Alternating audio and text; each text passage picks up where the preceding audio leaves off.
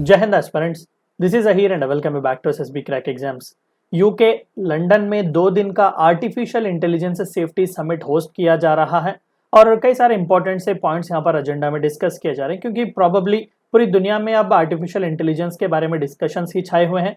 क्या ये फ्यूचर के लिए कोई रिस्क पोज कर सकता है, और साथ ही साथ टेररिस्ट जैसे लोग अगर इसका गलत इस्तेमाल करेंगे तो क्या कुछ रिस्क या फिर डेंजर हमें देखने को मिलेंगे, उनके बारे में भी यहाँ पर एजेंडा में डिस्कशन किया गया था।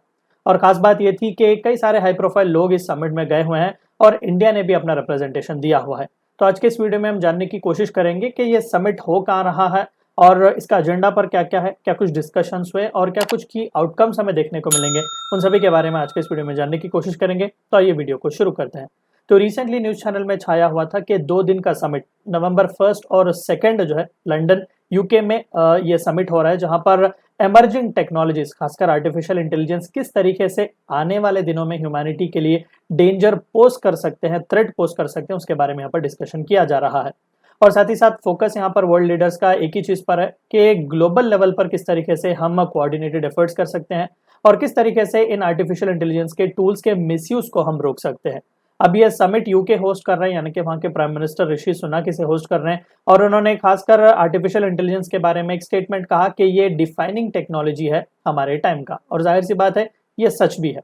अब देखिए कहाँ पर और किस जगह ये समिट हो रहा है। 1 और 2 नवंबर ये समिट हो रहा है और ये ब्लिचली पार्क बकिंगहैम शहर लंदन में हो रहा है।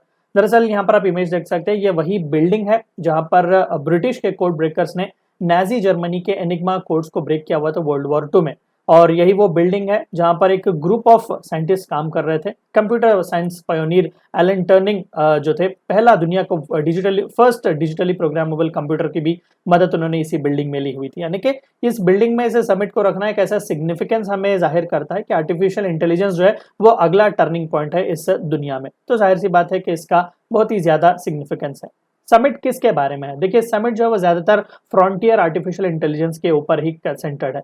अब ओपन एआई के मुताबिक ये फ्रंटियर एआई हो क्या सकता है? देखिए प्रोबेबल ऐसी टेक्नोलॉजी है जो कि हाईली केपेबल फाउंडेशन मॉडल्स को रखती है, जो कि आने वाले दिनों में पब्लिक सेफ्टी के लिए सीवियर रिस्क पोज कर सकता है अगर उसे हम रेगुलेट नहीं करेंगे। देखिए वैसे तो ऋषि सुनक जी बहुत ही पॉजिटिव हैं और एआई के बेनिफिट्स को लेकर कपल ऑफ वीक से वो बहुत ही ऑप्टिमिज्म भी दिखा रहे थे, कई सारे अच्छे पॉजिटिव पॉइंट्स भी दिखा रहे थे। लेकिन साथ ही साथ उन्होंने ये भी कहा कि बिना जाने इन टूल्स को पूरी तरीके से, अगर इन रिसोर्सेस को अगर हम रेगुलेट नहीं कर पाएंगे तो नो डाउट ये अननोन डेंजर्स हमें फ्यूचर आने में बहुत ही प्रोबेबिलिटी है और हमें उन सभी को भी मिलकर फेस करना पड़ेगा। और जाहिर सी बात है कि एजेंडा पर यहाँ पर मेन 2 चीजें डिस्कशन पर रखी गई हैं। एक तो ये कि एआई सिस्टम्स का प्रोबेबल मिसयूज अगर टेररिस्ट इस्तेमाल करते हैं बायो वेपन्स बनाने के लिए, और साथ ही साथ क्या ये टेक्नोलॉजी आगे जाकर कुछ इतना बढ़ जाएगा, इतना ये डेवलप हो जाएगा कि क्या ये ह्यूमंस को आउटस्मार्ट करके दुनिया में हैवोक व्रिक क्रिएट कर सकते हैं। तो ये दोनों चीजें यहाँ पर एजेंडा पर डिस्कशन में थे। अब साथ ही साथ यहाँ पर कौन कौन आर्टिफिशियल इंटेलिजेंस के रिस्क पर काम कर रहा है? वैसे तो सभी दुनिया इस पर लगी हुई है। वर्ल्ड के अटमोस्ट डेवलप्ड कंट्रीज भी इसके बारे में, इसके सीरियसनेस को, थ्रेट को परख रहे हैं और कुछ ना कुछ काम करने की कोशिश कर रहे हैं।